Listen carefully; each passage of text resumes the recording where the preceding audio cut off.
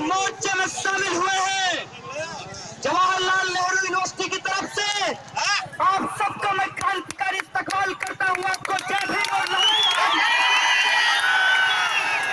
दोस्तों, आज हमारे बीच बाबा साहब के दो रत्न हैं, प्रकाश अम्बेडकर जी, आनंद राव जी और बाकी उनके सदस्य, उनके परिवार के। लेकिन मैं एक बात कहना चाहता हूँ कि ये तीन लोग इनके परिवार के नहीं हैं, हम सब बाबा साहब,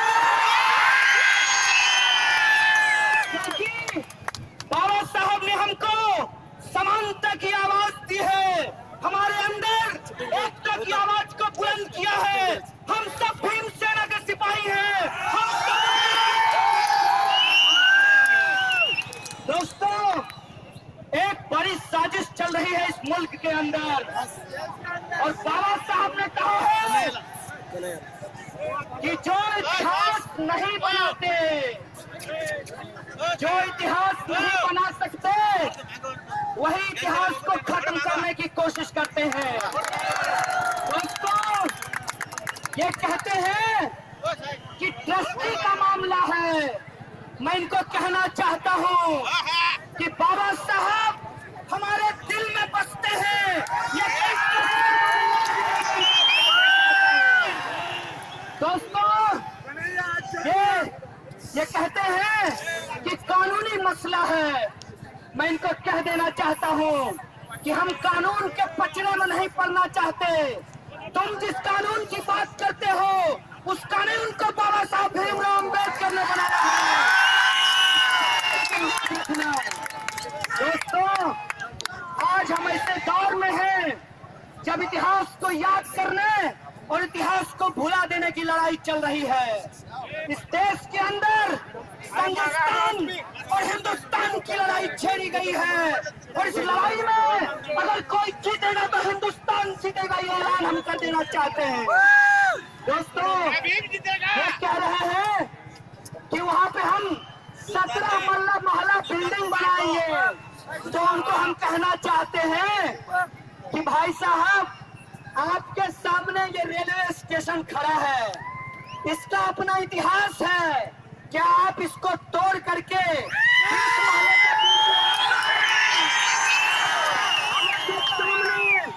ये नगर पालिका का मुख्यालय है, अगर आप इसको तोड़ करके 50 महले का बिल्डिंग बना सकते हैं कि नहीं? शाहजहां ने ताजमहल बनवाया, तो क्या आप ताजमहल को तोड़ करके 17 महले की बिल्डिंग बनवा देंगे? ऐतिहासिक धरोहर का अपना महत्व होता है, और बाबा साहब ने जहां से बहुस्कृत भारत निकाला, जहां से हिंदुवाद के छुआछूत को एक्सपोर्ट किया, जहां से उन्होंने जातिवाद पर चोट किया, मनुवाद पर चोट किया, उस धरती को हम मिटने नहीं देंगे। ये बात मैं आपको ये कह रहे हैं कि ट्रस्टी का झगड़ा है, सही बात है। पार्लियामेंट में भी दो ग्रुप के बीच में झगड़ा होता है, क्या पार्लियामेंट को गिरा दोगे? ये मैं फडनवीस जी, विधानसभा में भी बैठ करके आप झगड़ा करते हैं, तो क्या आप विधानसभा पे बुलडोजर चलवा देंगे? आपका जो इतिहास मिटाने की साजिश है, हम इस इतिहास को मिटाने नहीं देंगे, क्योंकि बाबा साहब भीमराव अम्बेडकर ने कहा है कि आजादी का मतलब होता है दिमाग की आजादी। बाबा साहब ने हमको विचारों की आजादी दी है, हम इसको मिटने नहीं देंगे। ये बात मैं उनको कहना चाहता हूँ। और बड़े शर्म की बात है, शर्म की बात इसलिए है कि कुछ लोग अपने आप को बाबा साहब का सिपाही कहते हैं, लेकिन आरएसएस की गोद में जाकर के बैठ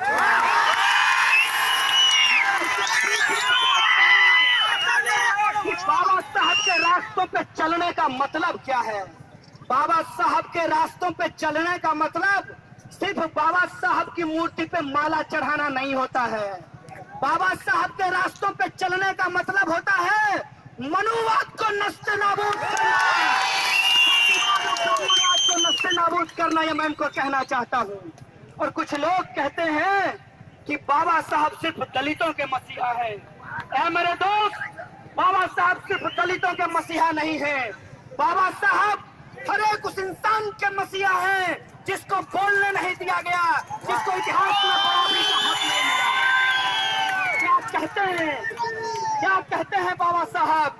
बाबा साहब कहते हैं कि अगर किसी समाज की प्रगति को जानना हो तो आपको महिलाओं की स्थिति को जानना पड़ेगा। बाबा साहब महिलाओं के उत्पीड़न के खिलाफ बोलते थे और आज ये बड़े शर्म की बात है कि देश के अंदर लगातार महिलाओं के ऊपर बलात्कार किया जा रहा है, लगातार दलितों के ऊपर अत्याचार किया जा रहा है, लगातार जो हमारा आरक्षण का जन्म सिद्ध अधिकार है उसको हमसे छीनने की कोशिश की जा रही है। हम पूछना चाहते हैं कि अगर आरक्षण से तुम्हारे पेट में दर्द होता है तो लगाओ हिसाब। बांटो इस देश के अंदर जितना संसाधन है उतने लोगों के बीच में, जिसकी जितनी आबादी है उसकी उतनी हिस्सेदारी सुनिश्चित करो। दोस्तों, आज के समय में एक गंभीर चुनौती है। गंभीर चुनौती इसलिए है कि विकास के नाम पे जो सरकार चुनकर आती है वो अफ्रीका में जाकर ढोल बजाने के लिए चली जाती है। यहाँ दलितों को मारा जा रहा है, पिछड़ों से उसका आरक्षण का अधिकार छीना जा रहा है, मुसलमानों को उसके खान पान पे प्रतिबंध लगाकर उसको पीड़ित किया जा रहा है। महिलाओं के बारे में संघवादी कहते हैं कि इनको घर से बाहर नहीं निकलना चाहिए। ऐ संघियों, आओ हमारे मोर्चे में, देखो कि पुरुषों के साथ कंधा से कंधा मिलाकर महिलाएं भी। ये बाबा साहब की विरासत है। ये 125वीं जयंती मनाने का नाटक कर रहे हैं। 125वीं जयंती के समय है उन्होंने बाबा साहब के प्रेस को गिरा दिया, बाबा साहब के भवन को गिरा दिया। सवाल उठता है कि उन्होंने गिराया क्यों? वो इसलिए गिरा देना चाहते हैं बनेगा तो रोहित बनेगा और रोहित बनेगा तो संघवाद उसको इसलिए गिराया गया है कि वो भवन इस देश के अंदर बाबा साहब के विचारों को आगे बढ़ा रहा था, बाबा साहब के विचारों को फैला रहा था।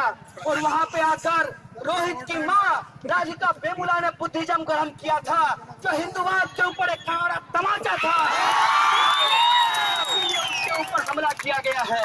इसीलिए दोस्तों, हम आपसे एक बात कहना चाहते हैं कि हमें बहुत खुशी हुई है कि आज इस मार्च में तमाम दल के लोग आए हैं, तमाम झंडे के लोग आए हैं, तमाम रंग के लोग आए हैं। हमको इस भगवा रंग के खिलाफ अपने सतरंगी रंग को जिंदा रखना है दोस्तों। और आज बीजेपी के अध्यक्ष ने कहा कि जो हुआ बहुत गलत हुआ, हम ऑफिसर पे कार्रवाई करेंगे। देखो, हसुआ का बदला खुरपी से नहीं लिया जाएगा। सरकार जिम्मेदारी ले, क्योंकि सरकार के सह के बिना ऐसा नहीं हो सकता है। तुम अफसरों को बलि का बकरा नहीं बनाओ। दम है तो सरकार के ऊपर बोलो कि हमारी सरकार ने गलती की है, भाजपा माफी मांगे पूरे देश से। जब मुझे मालूम चला कि ये मोर्चा निकल रहा है तो हमने कहा कि इस देश के अंदर संविधान और लोकतंत्र के प्रेरणा स्रोत अगर कोई है तो वो बाबा साहब भीमराव अम्बेडकर है। जब महाराष्ट्र के अंदर ब्राह्मणवाद के खिलाफ, पूंजीवाद के खिलाफ, जातिवाद और सामंतवाद के खिलाफ एक संघर्ष छेड़ा गया तो एक से एक महान लोग यहाँ पैदा हुए। ये धरती है फूले की, ये धरती है अन्ना भाऊ साठे की, ये धरती है शिवाजी महाराज की। हम इसको संघवादियों के हाथ में बिकने नहीं देंगे। दोस्तों, हमारे बात और भी वक्ता अपनी बात रखेंगे। अंतिम बात बोलते हुए अपनी बात को खत्म करना चाहता हूँ। बाबा साहब ने कहा था कि मैं जिस जाति में पैदा हुआ, जिस धर्म में पैदा हुआ वो हमारे हाथ में नहीं था, लेकिन समता मूलक समाज बनाना हमारे हाथ में है। हम समता मूलक समाज बनाएंगे। और ये क्या कह रहे हैं? ये कह रहे हैं समरसता लाएंगे। साहब, बिना समानता का कोई समरसता नहीं होता है। अगर समरसता समाज में लानी है तो समानता को स्थापित करना पड़ेगा। ये बात मैं आपको कह देना चाहता हूँ। और अगर नहीं करेंगे तो याद रखिएगा कितने बाजू कितने सर हैं ध्यान से गिन लीजिए। हम घटने वाले नहीं हैं, हम चलने वाले हैं, जीतेंगे। तो हम क्या चाहते हैं? अरे जोर से बोल लो। अरे संघवाद से, अरे मनुवाद से, अरे ब्राह्मणवाद से, अरे छुआछूत से, अरे जातिवाद से, सामंतवाद से, अरे पूंजीवाद से, तो संघवाद से है हक हमारी, है जान से प्यारी, है प्यारी प्यारी।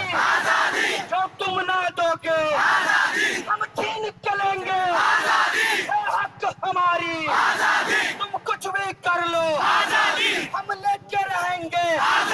तुम जेल में डालो, तुम पुलिस बुलाओ, तुम डंडे मारो, डंडे मारो, तुम बिल्डिंग गिराओ, हम लेके रहेंगे। अम्बेडकर वाली, पेरियार वाली, अरे फूले वाली, अरे साठे वाली, अम्बेडकर वाली, तो रोहित वाली, तो जोर से बोल लो। अरे सुन ले मोदी, आरएसएस सुन ले, अरे संघवाद से, अरे झूठ मूठ से, अरे